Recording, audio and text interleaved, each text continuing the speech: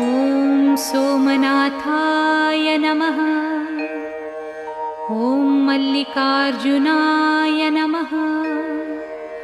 ॐ महाकालेश्वराय नमः। ॐ ओंकारेश्वराय नमः। ॐ वैद्यनाथाय नमः। ॐ भीमशंकराय नमः।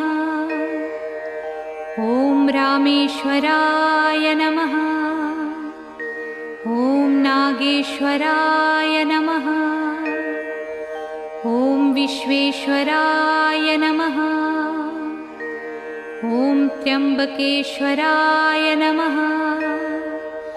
ॐ केदारेश्वराय नमः। ॐ भुस्मेश्वराय नमः।